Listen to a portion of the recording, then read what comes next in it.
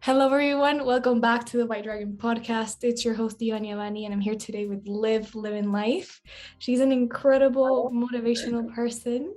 You're going to get to know everything about her in terms of fitness and just eating and social media in general. But I want to give you like a heads up, like how do I come across this wonderful person to begin with? And you know how life is just has a lot of circles and comes back around. And I had a friend who just told me about Liv, and she's like, listen, Liv is around her age. She's super cool. You should have her in your podcast. And your story about social media kind of spoke to me because it kind of felt effortless at the beginning, and now you've created such a career for yourself. So that's how I came to get to know Liv. And I think I responded to one of your stories and you said yes. So that's I remember this was like the other week. Yeah. Yeah. So thank you, Liv. Thank you so much for coming along this podcast. Thank you for having me. So do you want to introduce yourself, tell people who you are? Yeah. So hi everyone, I'm Liv. Yes, my Instagram is Live Living Life. It's mainly like recipes, fitness, mental health, all of that kind of stuff. And well, I guess I'll talk more about how it kind of evolved and came about. But yeah, that's like why I'm here and what I'm here to talk about today. Awesome. Thank you. I am so excited. So Liv, we kind of meet in a similar kind of journey in the sense that as a uni student or just a young adult, the pandemic hit hard in a sense that it was just an overwhelming kind of weird phase in our life. So I think my first question, I know a little bit about your backstory, but I don't want to be the person just kind of like feeding everyone your life. Yeah. But can you tell us a little bit of how you saw this first transitioning of your social media as like your friends until a little bit more during this pandemic space? Yeah, so it was in the first lockdown that I came home and I was studying for uni. I was in my final year at Durham. So I was in my third year. So I was studying for my final exams, but they're all online, open book. So I was like, right, I have all this free time. Like, what do I do? So I started taking up cooking and stuff like that a lot in my free time. But I kind of wanted to just share it with my friends. So I created this Instagram, literally probably had about like 20 to 40 followers, like, and they were all like my friends, like who I met from uni and school before that. I just started posting on it, but as I said, it was just recipes. And I then remember I did a post and it suddenly got loads of likes. I was like, what the hell? Like, who's seeing this? Like, it's just some random little cooking account. And then I just kept doing it, just kept posting, and it kind of kept growing. And I guess it kind of just kept it up. Consistency there was really key because I was just it gave me, I think it really, really helped me in lockdown because it actually just gave me like a motive, and it kept me motivated to actually cook and like do things and think of recipes. And I was trying recipes from all over the world, that kind of thing. And then, yeah, so in that respect, it really helped me in lockdown, but I would have never started if it wasn't for the pandemic. And then should I go on to talk about like how it's come to where it is today? Sure. Yeah. Yeah. So then I graduated from Durham, moved up to London to study my master's in art history. And obviously we were still like in and out of lockdowns here. And I kept it up, still cooking, still just cooking. I started slowly like showing my face on it. Because by now I probably had about like 800 followers, which was still like at the time, that felt like so much to me because I was like, what, like how are 800 people interested in what I'm doing and what I'm cooking? But it drove me to keep doing it. And then in the third lockdown was when I then started to post more about myself and open up about my history and sort of my mental health. And like, obviously I had an eating disorder in the past, and I opened up about that in about, so that was the third lockdown in January, February time. And then by summer, it then sort of just started, the response I got from it really encouraged me to keep posting because I was like getting messages about how I was helping so many people, all this stuff. So I thought like, right, if I could recipes are amazing, but if my journey can help other people, like, oh my God, that's what I want to share and Mhm. use this platform for. So I then went up from about 800 followers to like that June. So like in like 6 months, I had about 20,000, and that just like skyrocketed from there. So yeah, ever since that point, and then I guess lockdown changed me in that respect, because now my career path is going down this route and pursuing that as a career, which had you asked me that like 2 years ago that this is what I would be doing, like I would no way have thought that. And I guess that's why I always think everything happens for a reason. And like the lockdown was awful, but if I'd managed, I wouldn't be where I am today if it wasn't for it. So Mhm. Oh, there's so much I want to get into. It's like I want to yeah. like pick on your story. It's exciting. First of all, I think it's beautiful that you started first an account, not thinking anything of it, just wanting to share your friends and cooking. And I'm interested in asking you a little bit about cooking. What was it from the cooking experience that you just like felt like you wanted to share? Was it like a creativity thing? Was it maybe therapeutical for you, or just like or having a blast eating in lockdown? I found it really therapeutic. That's why I've always said I find it so relaxing. And also, so I grew up, my mum is actually half Indian. So I grew up with quite a lot of like exotic, like, we never ever ate British food. We'd have, and then, she really was into all sorts of Asian cooking, like Thai food, all of that stuff. So I grew up like living off kind of noodles and curries and all of that kind of thing. Love that. And I guess then that was those were the recipes I really wanted to share, were like all these different, like very different recipes. And I would sort of really look into the culture and the cooking of different countries and stuff, because I was so fascinated. Obviously, I'm vegetarian, and basically my recipes are all vegan. So I made them, like, it was really fun, kind of. I found it really fun, like veganizing dishes which were meant to have meat in them. And my family loved it because my dad was trying to reduce his meat consumption anyway, so it kind of went hand in hand. And he was always shocked at how good the meals were, because I think when people think vegan food, they're like it's just vegetables, whereas like it's so much more than that. Exactly. Have you been vegan forever or how long? No, so I kind of like gradually came about in uni, I'd say. I was always like I didn't really like ever choose meat, but I'd always like eat meat just because, it's what my family were eating and stuff like that. Went to uni, and then I became kind of pescatarian, vegetarian at uni. And then I remember I went to like, your friend will know about this. It's called like Candlemas Ball, and it's like the big ball at our college. Happens once a year, and I'd forgot to put that I didn't eat meat. So I then ate meat for like the first time in like 4 months, because I'd gone up and just been cooking for myself. And honestly, I ate it and I was like, ugh, like I don't know whether it was like really badly cooked or something, but I was like, oh no. I remember that point, I was like, I'm never eating meat again. And literally I haven't since. So it worked. I But love yeah, I that. guess yeah, I gradually came around to it. But I'm quite flexible with it. So for example, like my family do love fish. So if they're cooking fish, like I'll eat it, I'll have Mhm. some, and I just listen to like what I crave, but I'd never eat meat. And there are so many vegan substitutes out there now. Like you can literally, you know, there's vegan cream, vegan butter, all the vegan meat stuff. You can literally make the same dish that you would have, but vegan. Whereas Mhm. like 3 or 4 years ago, that would have been really difficult. Yeah. Do you think that while you were cooking and finding these like alternatives, you kind of also connected to your origins? Because I know that you're very like culturally diverse in your upbringing. So was there that also in it?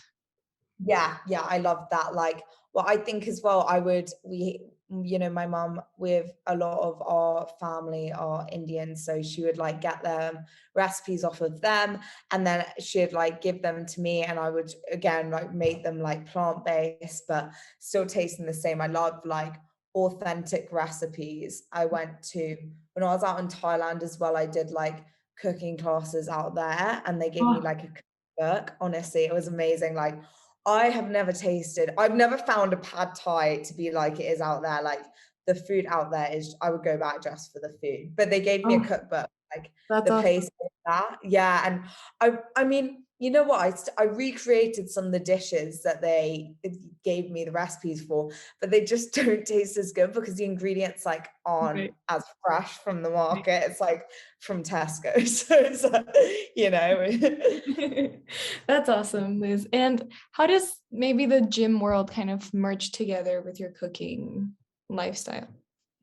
Yeah, so well, obviously nutrition is super important when it comes to like fitness. I always see fitness as like it's not just going to the gym, it's like eating good, fueling your body and all of that sort of stuff.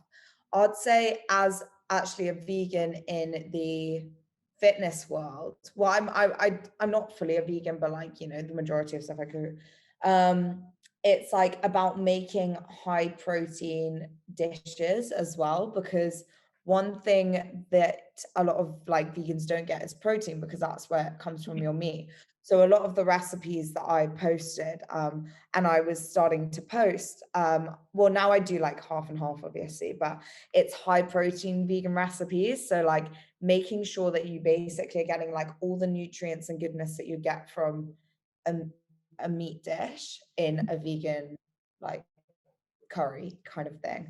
Mhm. So I'd say that is where, yeah, the nutrition side of things is really important, especially on a plant-based diet. Awesome. And when you started posting, you shared about your story a little bit more. Have you felt, has there any, like, I feel like what I'm appealing to in this question is the ability of you to take ownership of your own life. And I feel like your, maybe I'm wrong, but in your journey of healing, the fact that you took nutrition to into your hands and then you made it your own and you adapted recipes and you kind of took control of your own life. At least that's how I'm feeling it. Yeah. um, and then going to the gym and having now being a coach. Um, how has that been for your journey, for your healing journey, or just like a self, maybe a learning curve for you? Yeah, I mean, I've absolutely loved it because I think I've always been quite like an organized person, especially with being self-employed and stuff. Now that I feel like I would really, really struggle just because of me, like as who I am as a person. I'd really struggle like in a business, like working under someone, because I feel like I'm so creative and I have so many ideas. And like that's what I love about having my own business is like Right. I'm there being like, this is my idea. Okay, I can, rather than when I've done, obviously I've done like work and done lots of internships. Um, and there's nothing worse than when you have a really, really good idea that you know is really good, but the person above you is just like, no, because you're not high enough, or, you know, that a lot of it is I found like age gaps, because obviously the lot of people I would do internships with, they were quite a bit older. And I would often be, I like weirdly enough, I'll be like doing the social media like marketing roles. And they would shut down my idea. And I'm like, wait, no, but that's a really good idea. But like sometimes they just don't understand because it's like you know, I was there like, I know the trends right now. I know that would go viral right now. But they Yeah. just don't get it. They're like, oh no, that like, no, I don't think that's like a good sound. I'm like, no, like It it should is. be like secret. Yeah. Mhm. So I guess like in that regard, I've loved that. And I've also loved um almost like having the control of being in charge of my own schedule and everything like that.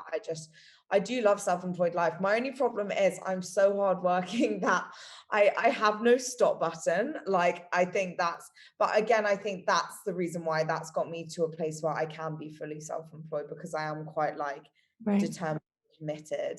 Right. Um, but which I think is like what as well helped with the social media side. I just was committed to like still posting all the time on it. Right. Um, but yeah, so I think that's what it's really helped me in that. It's helped me like grow in those areas which I've always had, but I've never really had a chance to properly sort of take hold of. Hmm. And where do you think this, like, because I can tell you're very consistent and hardworking, and maybe I'd like to say self-motivated as well, because I don't think many people are in that regard. So where do you think you got that from? Is there something in your family, or maybe is it just a passion of yours? I actually have no idea. Mm, I mean, I don't know. Some people believe in star signs. I'm a Scorpio, which means No like, way. I love it.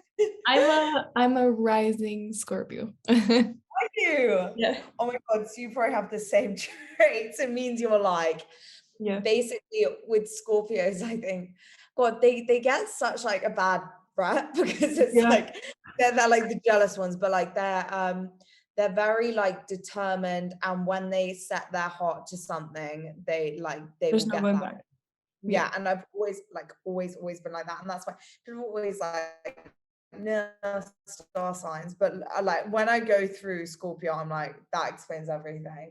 But also I do think like I think uh, in a way I'm always been quite hard on myself, which I just have been growing up. And I think that's because initially I was never like the intelligent. When I was younger, I missed quite a bit of school to a point where I wasn't that intelligent. And it really annoyed me. And then ever since that point, I was like, right, I'm going to be the best.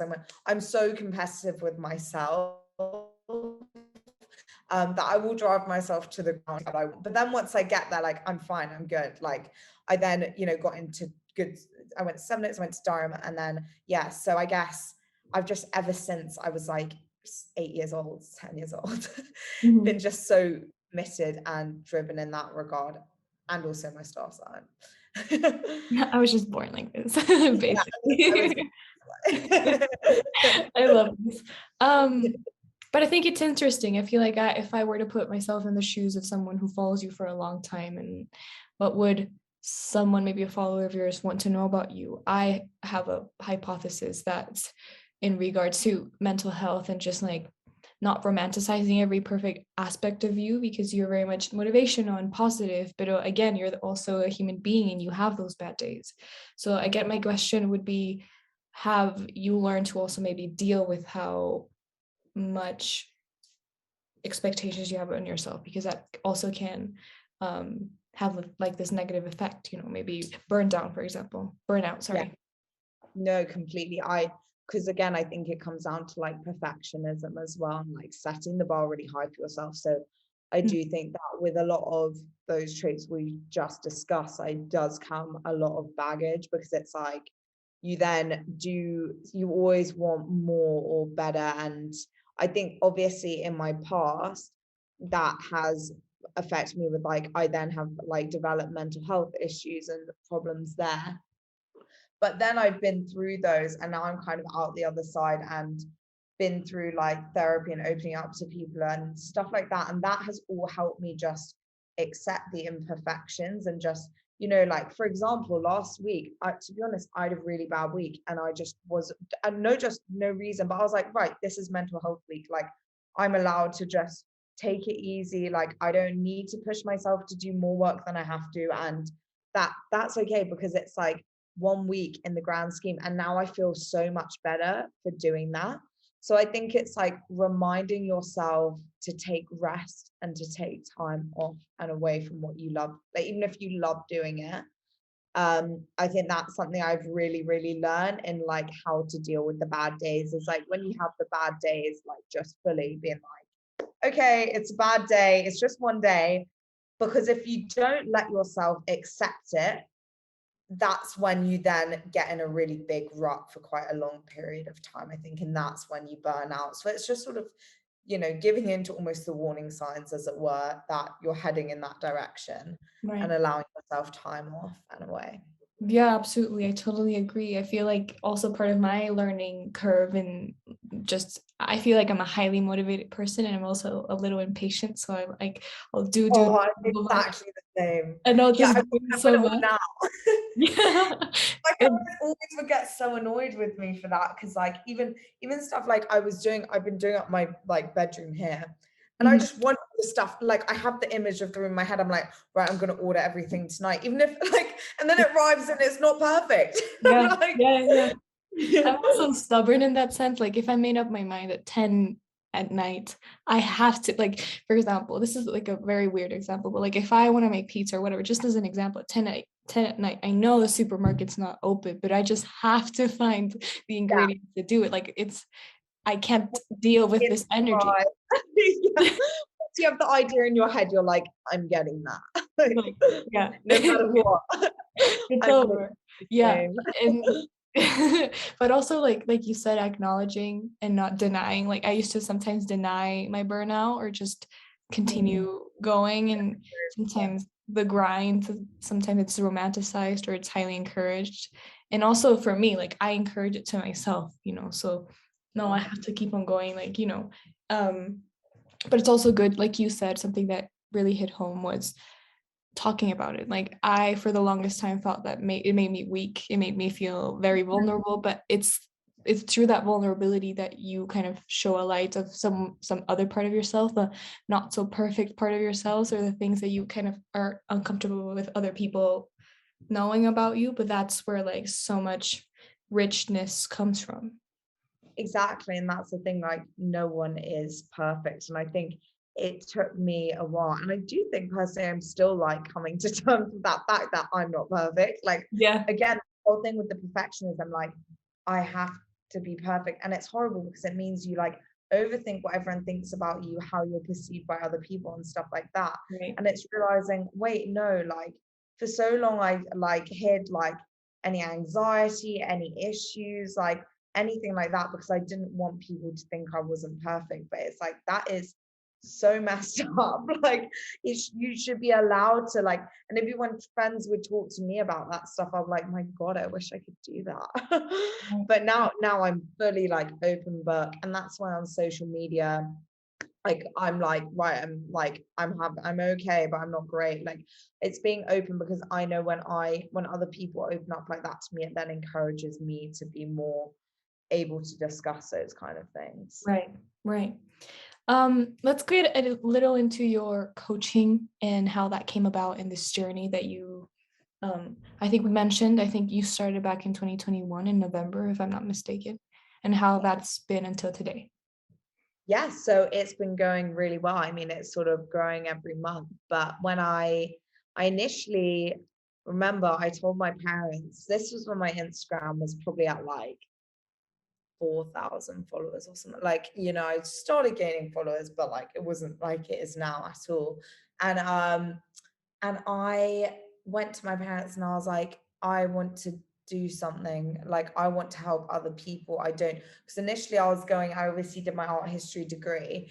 And my parents kind of were expecting me to go into like the art world and like go into art auctioning houses and stuff.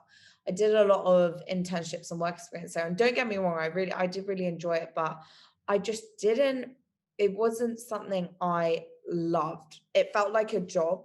And I always said, like, I want my job to be like, I'm not feeling like I'm doing a job because I love it that much, kind of Mhm. thing.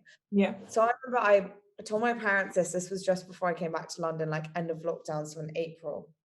And they were like, oh, sorry, that might have made a noise, just got new.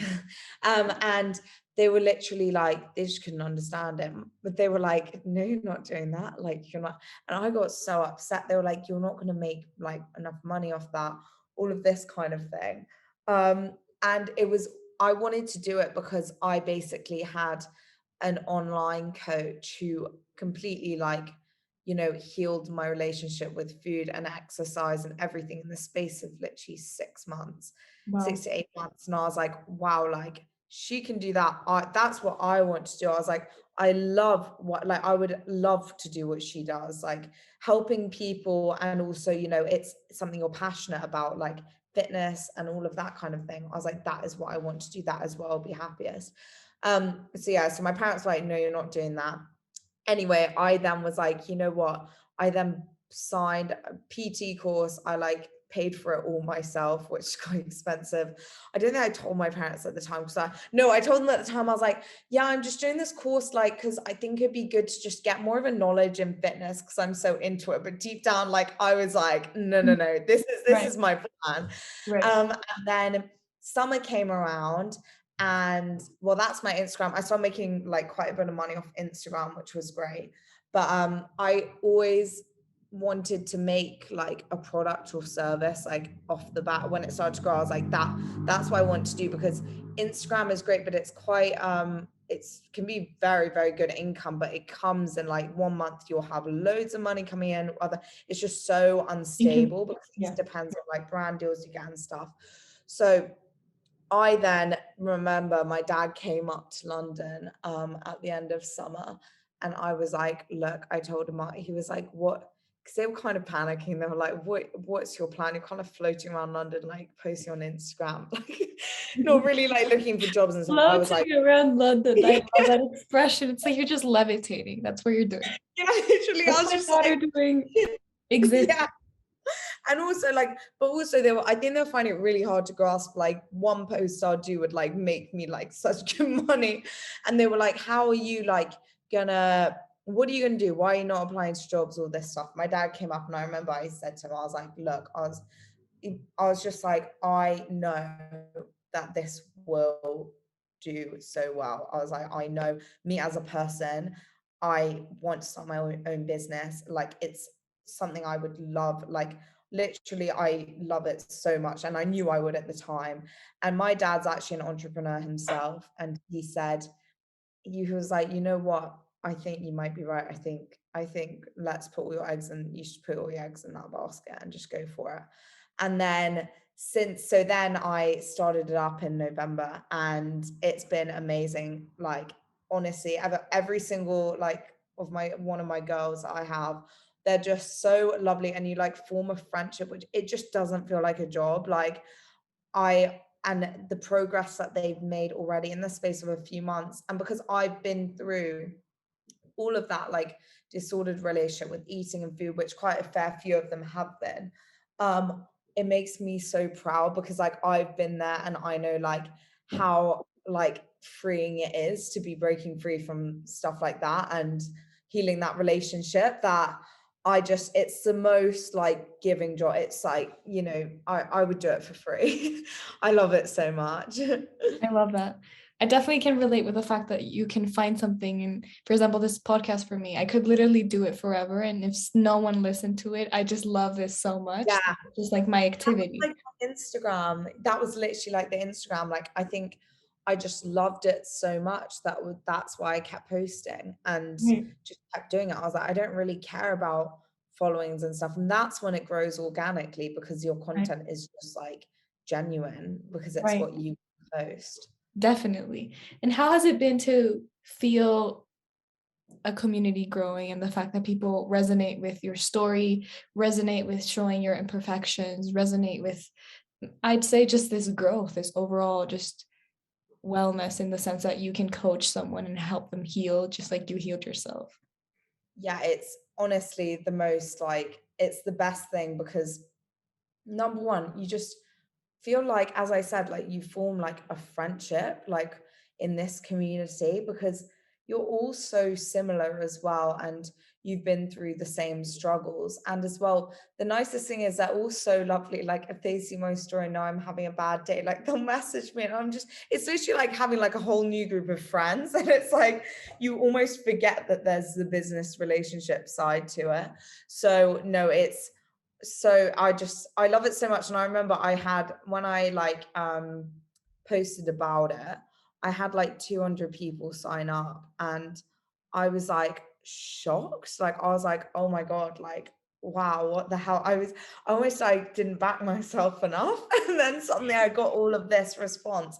And it's just so lovely because I think as well a lot of online coaches and online PTs, and often like PTs in general are associated with like weight loss and like being put on a diet and stuff like that, whereas my coaching is actually something so different to that. Like even the girls that want to go on a diet, we make sure that they do it in a really healthy, sustainable way. They're still eating plenty of food and stuff like that, but the majority of my girls are on a weight gain journey, which I think, yeah, and having a coach there for accountability is really, really nice. Mhm. Can we get into the coaching then? What is it? What does your coaching consist of for someone who doesn't know about it? Yeah, so with online coaching, I do it all through an app, but I So you'd sign up, we have a consultation call, discuss their like fitness goals, their history, relationship with food, all of that sort of stuff is covered.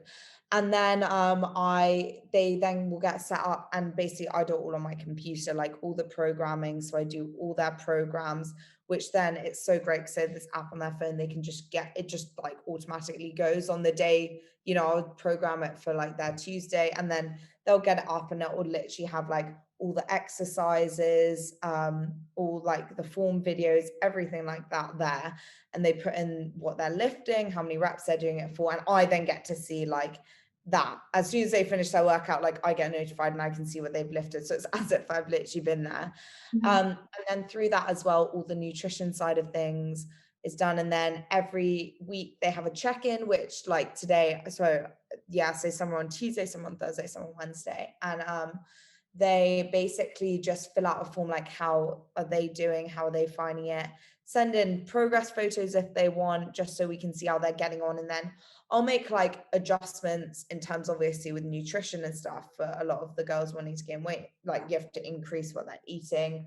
And yeah, and then I just communicate mainly through the app and then through WhatsApp as well. But I want to do like a group meetup with all of them as well, because quite a few of them are in the UK. And it's so weird because that we're also like-minded. And I'm like, you all get on or like organize it.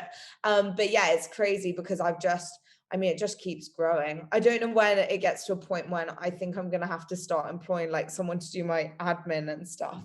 Right. But that's sort of the next step. That's awesome. That's so Yeah. exciting. And what has been the most, I bet everything's been rewarding, but what would you say, top of your head, what about this process has been the most rewarding to you? What, from the coaching From the process? coaching, yes. I would say the most rewarding is when you get a message or something just saying like, you've literally changed my life. Like so many of the girls will like literally send through, and it's seeing not so much what obviously their physical like progress, but the mental progress that they've made, and like looking back and thinking like, wow, like they, when they first joined, like they would not have had, it's the journey to food freedom essentially. They wouldn't have eaten a burger and chips just on a night out because they felt like it. Like it's stuff like that. When I get messages of the mental wins from them, I think it's definitely the most rewarding side. Oh, that's beautiful. And I'm so glad. I'm interested in what made you get into fitness in the first place, and if that personal reason has maybe evolved throughout the years until today. Yeah, so I at school was never sporty. Like I honestly, I like horse rode, but that was it. I hated sport. And I think it was generally because I never found something I loved. So you know, team sports and stuff wasn't really my thing. Then, well, obviously I then developed an unhealthy relationship with exercise, but that stemmed from an unhealthy relationship with food, obviously having an eating disorder. I then would just do like, honestly, like just cardio, like running, hit, like nothing like I do now. Um, and yeah, and then obviously I then stopped that because it was not like a healthy thing to be doing at all. And then that is when I think I then on Instagram, so this is probably my third year at Durham, just before we went into lockdown, I then on Instagram like started following these girls who were lifting weights, and I was like, what? Like a girl like lifting weights, like getting strong, like that, the thought was so wild to me because I had always been like, I want to be skinny and like all that, because that's sort of what I feel we were drilled into when we were like a lot younger. That was Definitely. the aesthetic. Yeah. And I was like, what? And then I was like, no, I want to be like one of the strong girls. Like I looked up to them and I was like, wow, that's so like empowering. Like, and so I obviously didn't really know where to start. So I didn't for a while. I just kind of followed them on Instagram. And that was when one of the girls I followed then introduced her online coaching. That was when I was like, okay, I just randomly signed up for it. Like, you know what have I got to lose? Like, I can sign up for it, but I don't need to go ahead with it. And then that's when she literally responded being like, oh my God, 100%. I'd love to like help introduce you to it. So I did it all with an online coach. And honestly, the first 2 weeks, so this was just before we went into another lockdown. I think it was the November one. And so I started for 2 weeks and I absolutely loved it. I was like, oh my God, like the endorphin rush I was getting after as well. Like I just felt so good and strong. And obviously, like it really helped my relationship with exercise because it became more like I was then training for strength rather than aesthetics. Do you know what I mean? Like I was eating because I wanted to get strong and I wanted to like lift heavier and stuff, as opposed to with like cardio and stuff. I think it's a lot of like you're doing it to burn calories or doing it to like lose fat and stuff like that. So yeah, and then went back to the gym. I think the lockdown away from it then made me even more excited, like because I was like, oh my God, I've had like 2 weeks of it. I want to just get back into it. And then yeah, then I just started doing it. I stayed with her, and then we went into the third lockdown while I was at my parents' house. So my dad, sorry, I'm about to cough. Sorry. My dad is really into fitness, so he has all of that stuff at home. So I was still training there.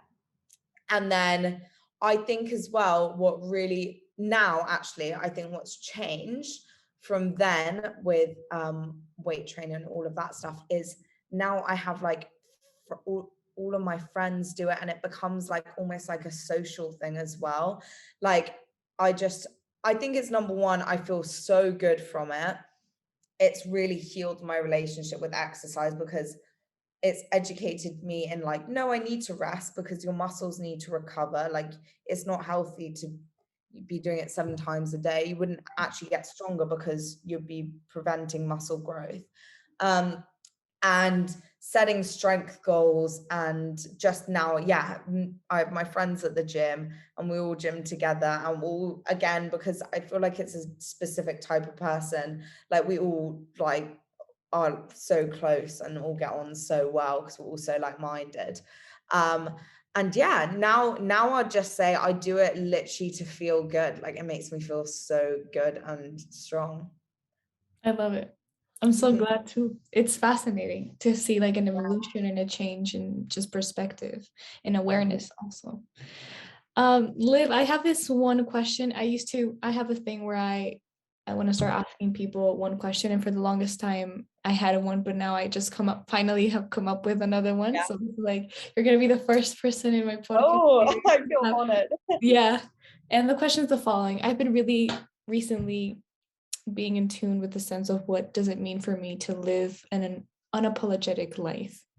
So I'm going to ask you that same question. It's a hard one. You can take your time to respond, but I'll officially ask you, what does it mean for you to live an unapologetic life?